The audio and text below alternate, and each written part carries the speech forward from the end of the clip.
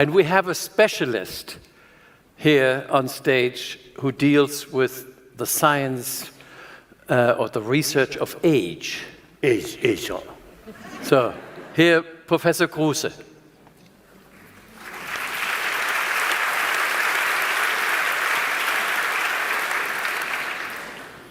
Your Holiness, please let me first express my heartfelt gratitude to have the possibility, to have the chance to address 3 questions to you. Yes. 3. In order to have a good schedule. In order to have a good schedule, 3 questions. The first is, you have introduced a couple of terms which I love. Happiness Oh, yes. and responsibility. And my question is, in how far there is an interconnection between these terms, the term of happiness and the term of responsibility. And I think that there is a term or a concept which is very important in bringing together both aspects, that means happiness and responsibility, and this is meaning. In the last century, the very prominent psychologist and neurologist Viktor Frankl has published a book with the title Man's Search for Meaning. And my question to you is, in how far it is good to keep in mind this concept of meaning when bringing together happiness on the one hand and responsibility on the other hand. Because I think meaning is a very important intrinsic motivation. I look for meaning, and in case I have perceived meaning in my world or sense in my world, I feel happy. And the next point is that I can experience meaning, especially in those situations in which I can take responsibility for other people. And that is why my question is, what in your concept is a position of meaning? And you have made strong in your speech that it is necessary to bring together thinking and feeling. And I think meaning incorporates both aspects, thinking and meaning.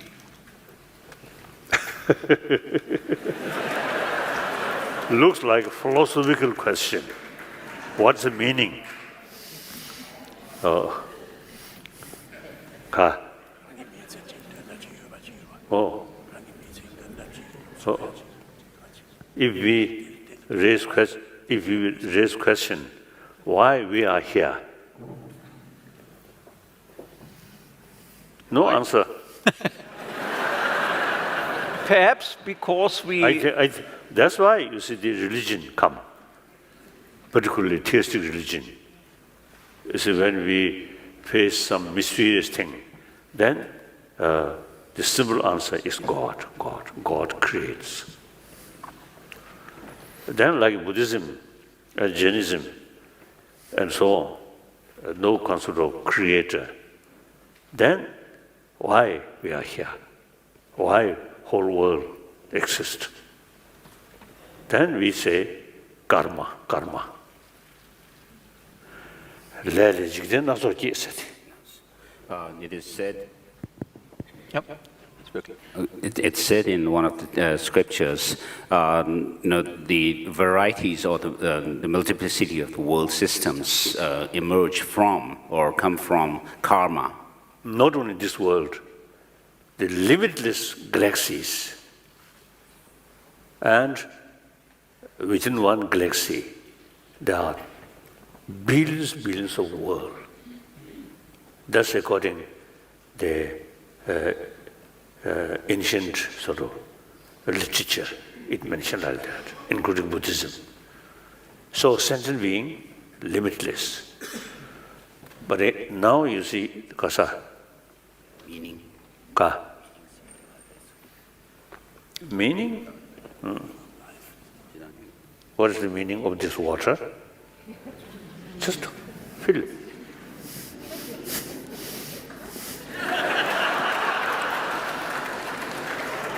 So, not necessary philosophical explanation. Simply drink. Now, take care, other responsibility. I think that even animal, as soon as they are youngsters born, you see, out of sense of concern of their well-being, their sense of responsibility come together. Take care. Yep. Taking care itself come with sense of responsibility. Mm-hmm. So now today, as I mentioned earlier, taking care about the whole community and finally whole world, then the sense of responsibility automatically comes. Try to make as much as you can some contribution for a better world, happier world, peaceful world. Absolutely. Yeah. Huh? Absolutely. May I continue my question? Yes. With the second question. We devote, in our institute, in analyzing principles of successful aging, What's that? Oh, yes. We devote to the concept of responsibility in the following sense, that we find a lot of older or very old people always making strong. It is necessary for us to take care of, for example, younger people, to take care of our society. It is necessary for us to realize in some sense our motive of responsibility, and only in case you are able to take responsibility for other people, for example, for younger people, you will find a sense in your life, you will find meaning, you will find a lot of impulses in your life. But now we have one problem in our country. When becoming frail, yes. When suffering, for example, from neurodegenerative diseases, for example, dementia, yes. Then in our society it is very complicated to have some areas in which you can take care of other people. Very often you are excluded from participation. That is one of the tremendous cultural problems in our country. On the one hand, to be confronted with people suffering from chronic disease, and on the other hand, to see that those people is in some sense excluded from our culture, excluded from our public space. And my question is, could you give us a recommendation regarding the question how to include people suffering from chronic disease, how to make them able to take responsibility? I think these are the result of too much materialistic thinking. The very education, as I already mentioned, the so-called modern education, very much oriented about material value. So then, old people no longer productive. Yeah.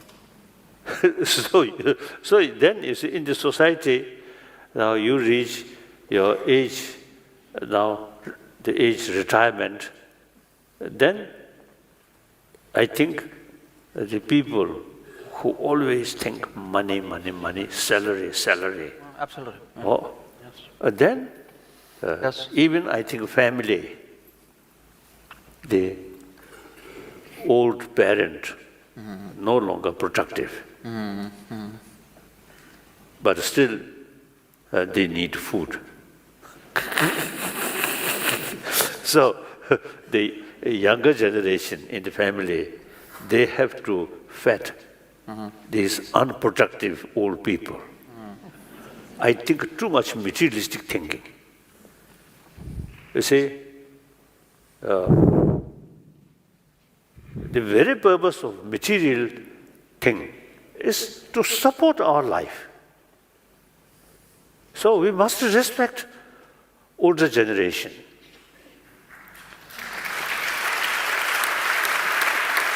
When we,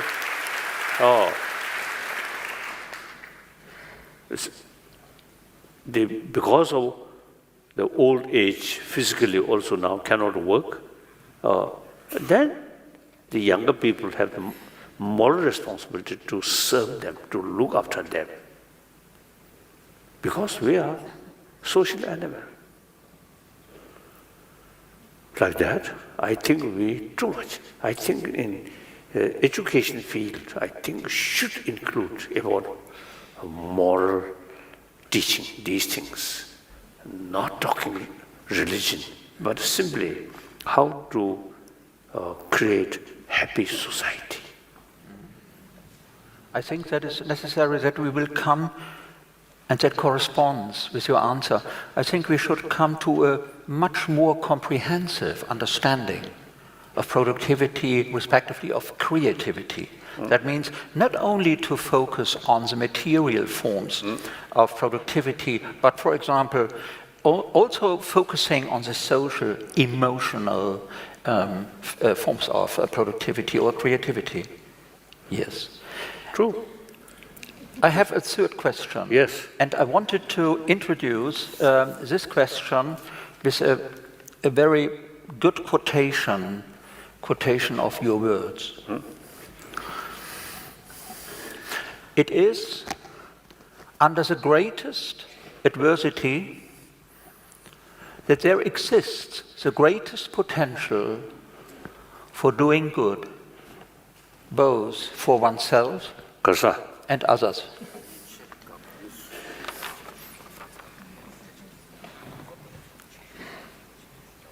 Oh, yes. I like this statement very much because I think it does express wisdom, but there is a second reason why I like it so much.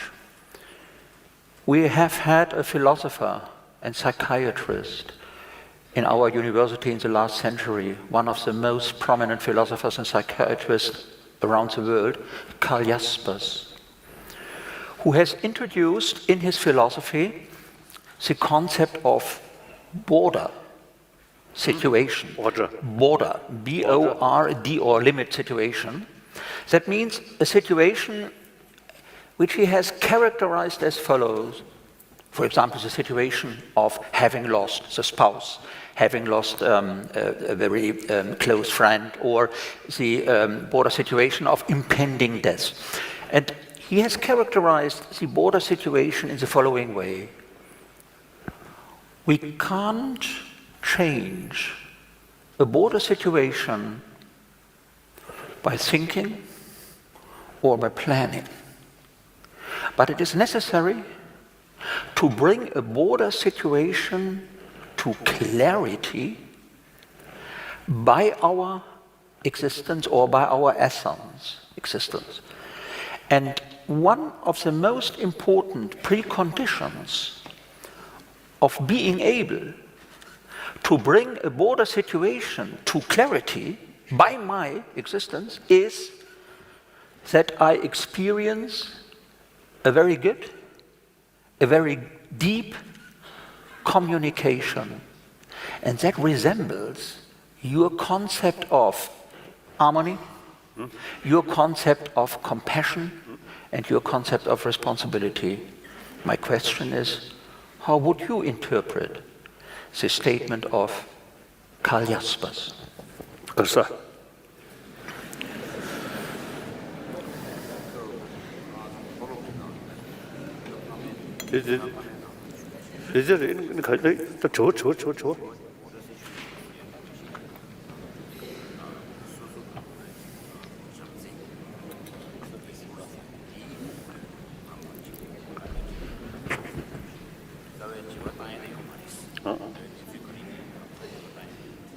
I'm in a border.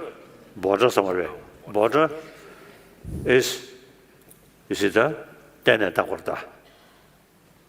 Competitive. The concept itself is something which we call, the concept itself, the border situation, is something which is designated, designated phenomena. As a border, compare other galaxies, our own border, this galaxy, Milky Way. Then, border of our planet, yes. Then one's own continent, one's own, nation. And then finally, your own community, your own family. Then ultimately, all these, designated according where you are. You are the center of the whole universe. So then border, one border, wider border, wider border. The border is a fixed shagim. So there is no, there's nothing which is fixed as something as border. So I think one famous Buddhist philosopher, they say nothing independent existence, everything designated. So finally, designator, you designate something, a border, this border, this border. No independent border. That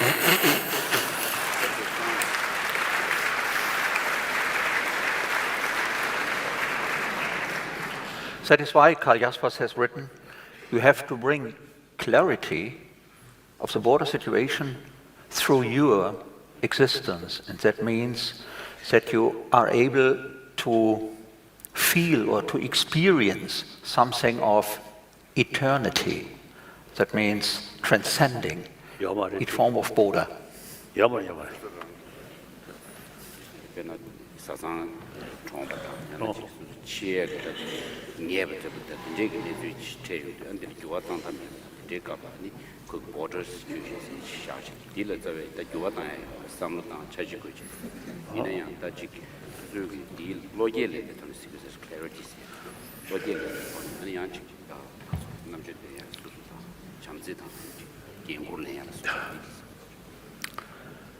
Still not very clear for me, but okay. I think it's your question.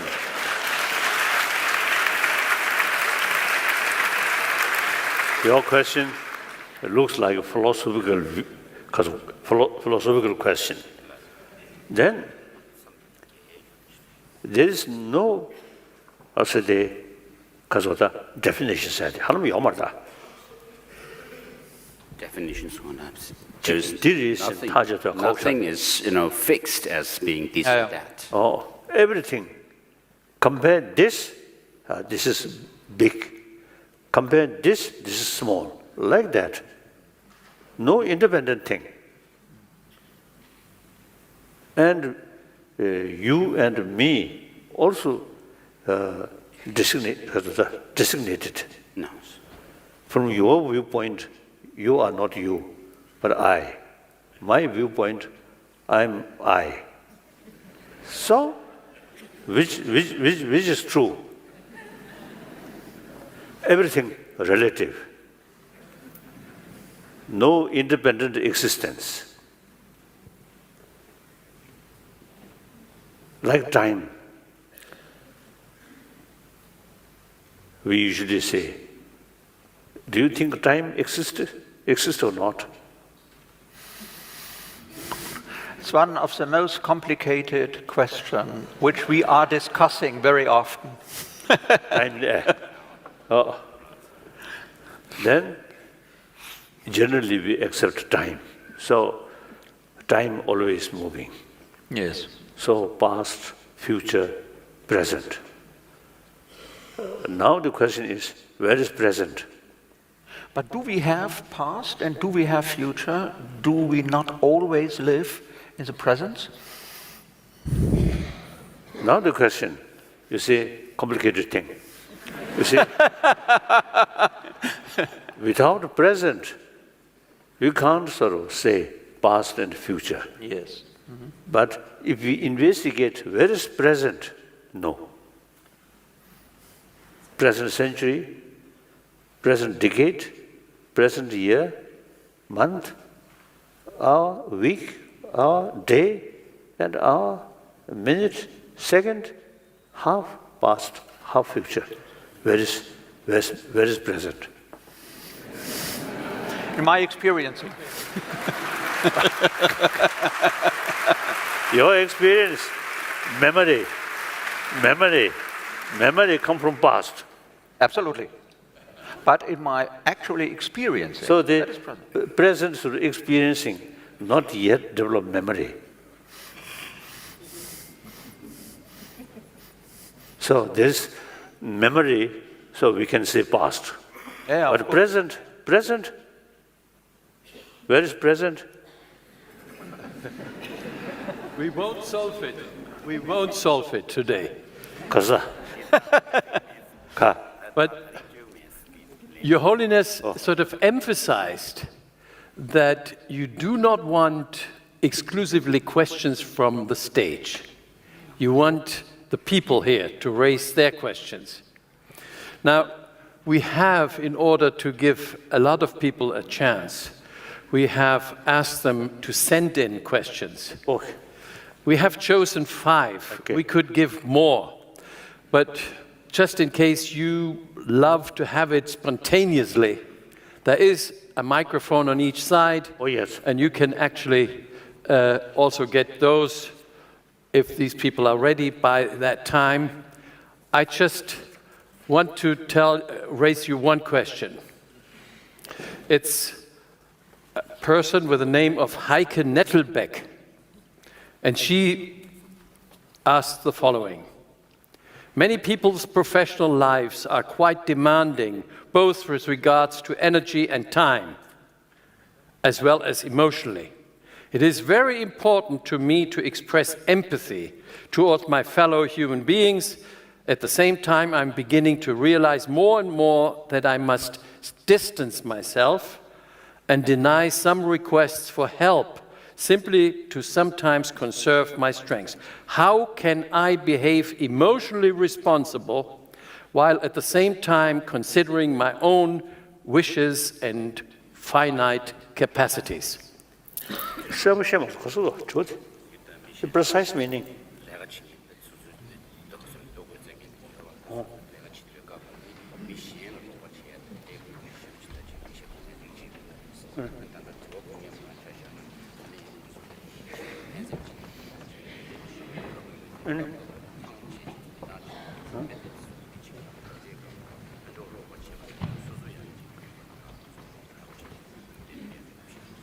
Well, I think the good or bad, or right or wrong, as I mentioned earlier, is we have to judge from a wider perspective. Some, for immediate, maybe looks harmful, but wider perspective, long-term helpful. So then we have to choose the long-term benefit. So similarly, as I mentioned earlier, things are not absolute. Comparatively, compare this good. Compare this bad. So there's no absolute. So now, feeling is something, you see, we actually experience joyfulness and pain. So without any explanation, where is pain? Where is joyful? And divided time, past, present, future. Without these things, simply pain, joyful. So everyone You still want joyful, happy life. So the questioner, you see, you carry your own sort of work, and then sometimes, in spite of your desire to help more, there is limitations. So then, the mental attitude, try to help other. That mental attitude should give. Whether can implement or not, different matter. Okay. Yeah. Second question by a lady with the name of Ursula Wörle. Regarding the idea of happiness for all people, for a person living in Syria or any other war zone, someone who must fight for survival every day of his or her life, be it due to hunger, torture, or persecution, what does such a person have to be happy about or grateful for? 가서 밑이 손대. 오늘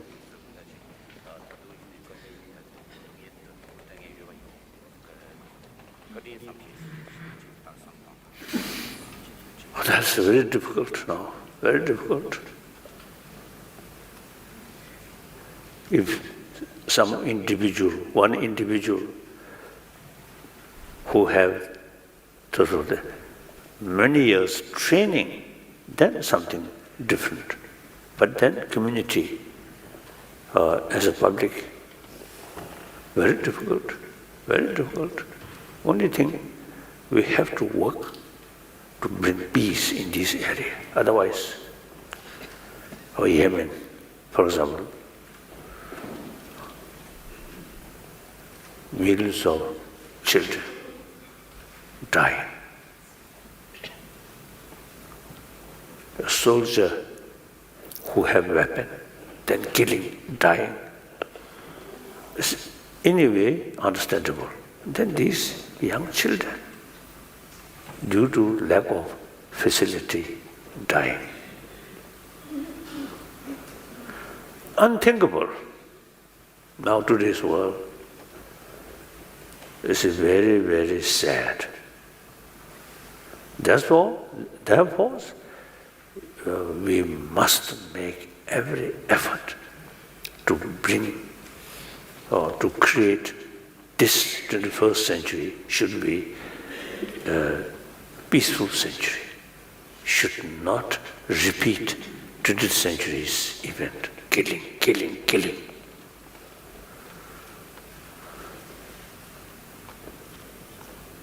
So I think we need worldwide movement to turn this century should be peaceful century. Peaceful does not mean no longer any problem. Problem there. The method dealing with problem, not use weapon, but through talk. So usually I sort of describing this 21st century should be century of dialogue.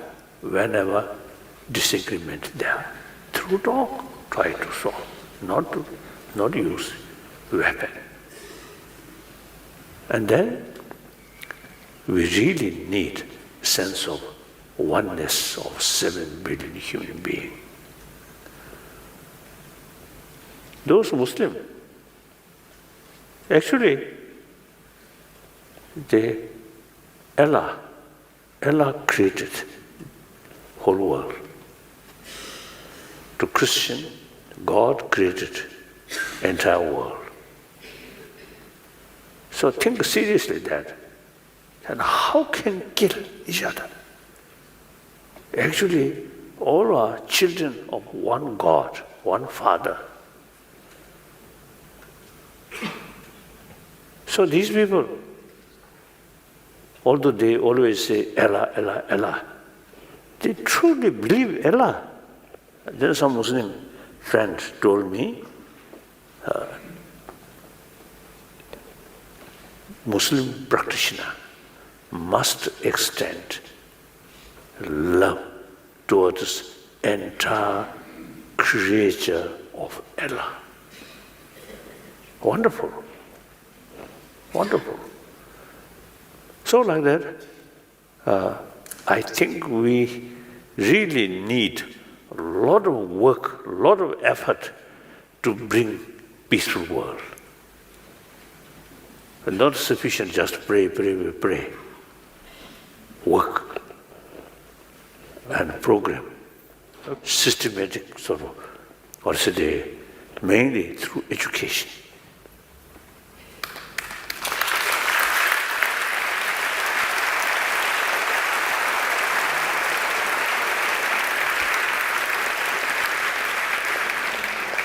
Now there's a third question by Rita Schoch.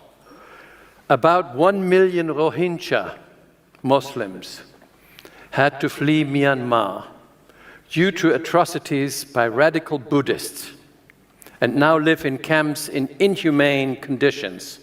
Why does the Dalai Lama not issue a call to his fellow believers to cease these actions?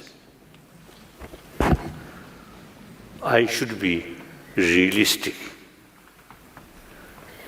I asked Aung San Suu Kyi about this problem. Then Aung San Suu Kyi herself find some difficulties. I'm outsider. Of course, fellow Buddhist, we are same Buddhist. But even Aung San Suu Kyi cannot do much. Then me, I also, you see, in prayer and talk, teaching, I can express these things. The actual work, there is limitation. I should be more scientific minded, so I should be realistic. So very complicated. I think these, when I first heard the Burmese Muslim suffer or attacked by Buddhist monk, I was in Washington. One Time magazine, the Kasho, front cover, one Buddhist picture, Buddhist monk, and then describe Buddhist terrorist. I really shocked. Then I express those Buddhist monks should imagine each Muslim shoulder Buddha there. If Buddha reappear on such occasion, he definitely support these Muslims. So we are follower of Buddha. So we should think that way. I express. And then, as I mentioned earlier, I also try to, try to Aung San Suu Kyi make more effort. But she herself find difficulties. But these, I think, cause and effect. There's famous ancient Indian sort of concept: no God, no creator, but cause and effect, cause and effect. Today's the climate also is a cause previous century. That previous century, like that. That's we say law of causality. So this problem, I think many decades the concerned people careless and not pay much attention. So time passes, these causes become more active, then result come. Difficult. So only thing is now how to prevent future, not like this kind of thing come. So again, education and more effort, harmonies, more effort for work for harmony. So one of my commitment is try to promote religious harmony.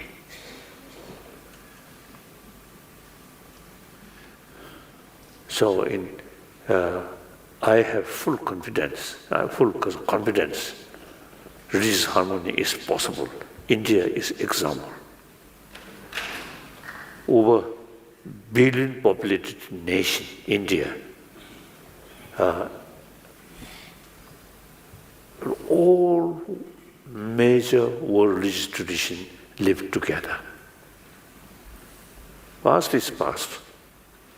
Like Bodh Gaya and many Buddhist centers destroyed by Muslims. But today we live very harmoniously. So, and then in India, Shia and Sunni, we never heard a problem. But now Syria, Afghanistan, and some Muslim countries, Shia and Sunni killing each other.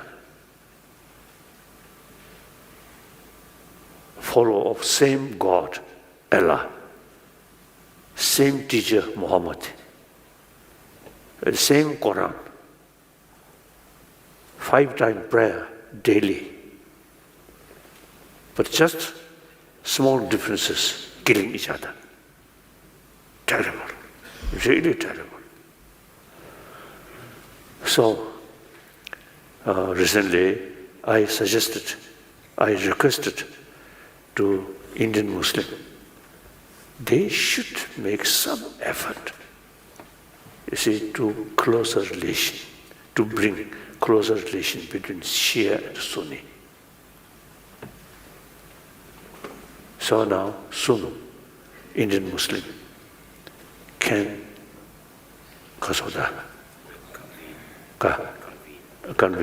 convene some meeting. Firstly, national level, then gradually international level. India is example.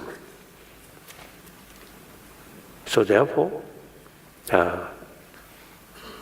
these are really terrible. And Muslim and Buddhist in Burma. The other day, I saw one sort of was it a documentary film. Documentary film. Some Burmese monk explained with sort of strong sort of anger. So once too much emotion develop, then the very sort of I think because of the brain which we usually used to develop because of the unbiased. With unbiased, then we can use human intelligence properly.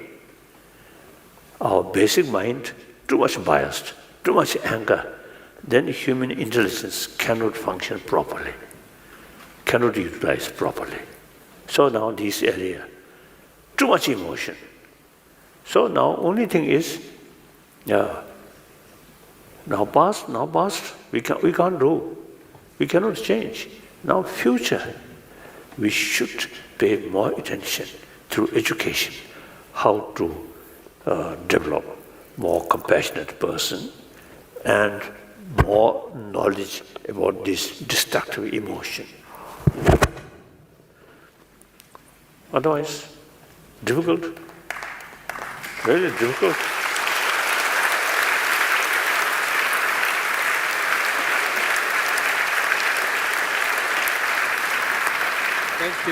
Thank you very much. I think we have used our time properly. We have been infected by your optimism, and we shall certainly follow your recommendation. The outside world is complex, and there are not only, if you talk about education, There are not only the good educators, there are also those who tempt us into a different direction. So we are very happy that you also gave us some homework to do. The sciences will certainly open and respect your tradition, and they may expand in their understanding of the phenomenon they daily deal with. I think a rather crucial aspect of everything you are saying is whether sustainability will be sort of the result of your activity.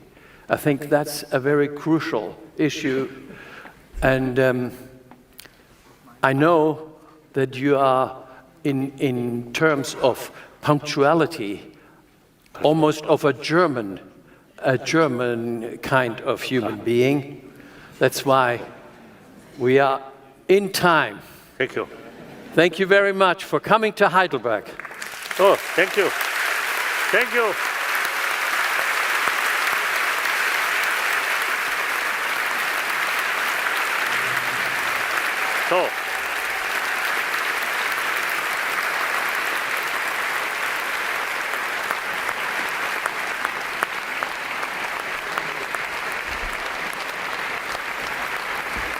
So,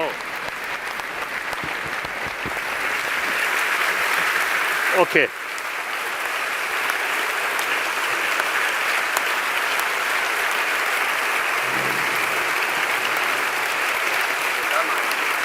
Indeed.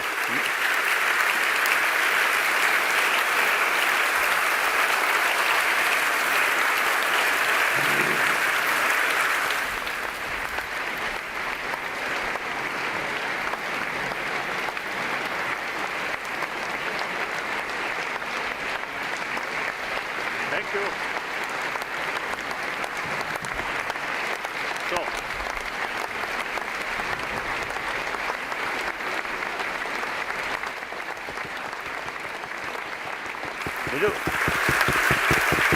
okay, okay.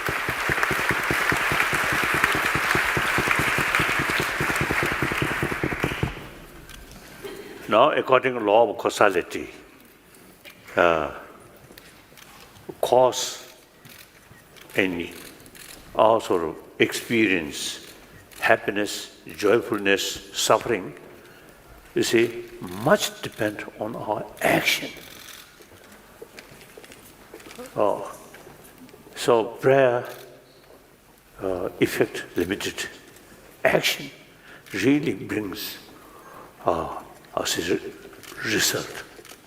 Negative action, harmful action brings negative result. So in order to develop happy world, from where we start? Individual. So, individual level, try to become compassionate, happy person. And not only like professor, their sort of talk is very complicated.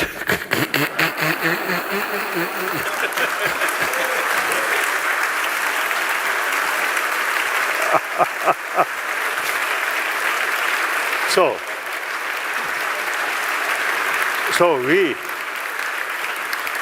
human being, not like other animals, we need these complicated explanation.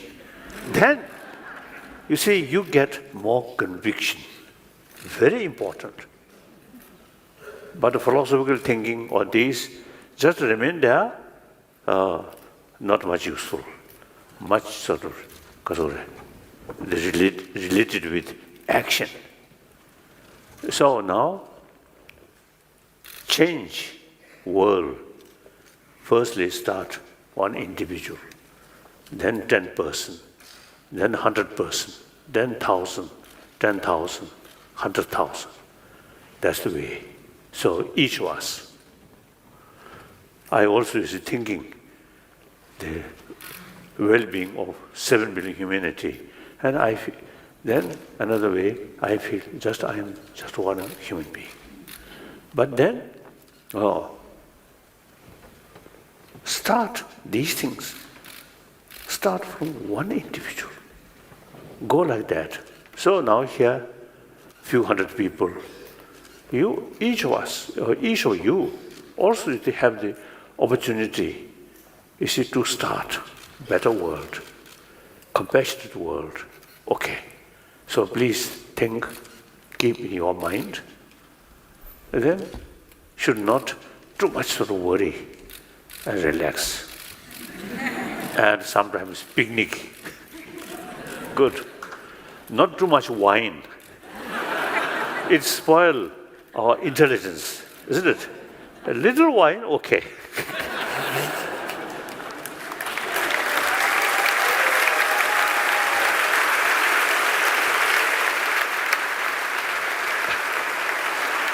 Thank you. Thank you.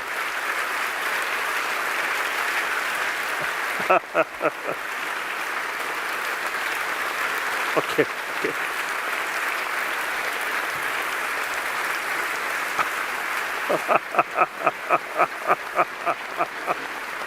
Thank you.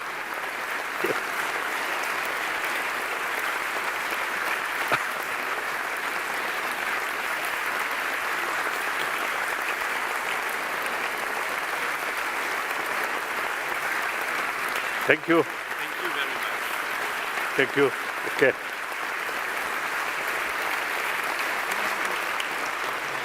Come.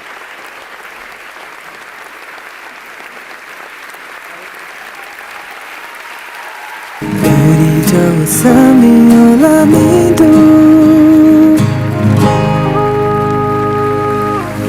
어플과 흰 뺏은 엄청